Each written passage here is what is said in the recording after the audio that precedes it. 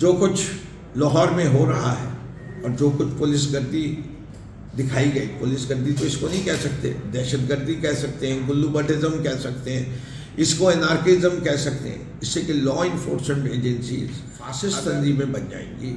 वो लोगों को इस तरह पीटेंगी जैसे कि वो जानवर हों, जानवरों को से भी ज़्यादा पीट रहे थे। जानवर को भी इस तरह नहीं पीटा जाता। पुलिस को बाकायदा ट्रेनिंग दी जाती है कि लोगों के ऊपर जब भी लाठी बरसाओ तो सर पे नहीं लगनी चाहिए, टांगों पे लगाओ। अगर उनको हिप्स पे मारो कि उनको चोट नहीं लगे और डिटरेंट हो।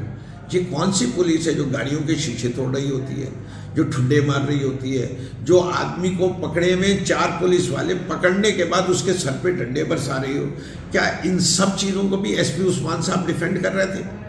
उस्मान साहब, इतना जुल्म नहीं करो। पाकिस्तान के लोग जो है मासूम तो हैं, गधे नहीं हैं। हमें गधा मत समझो, हमें इंसान समझो।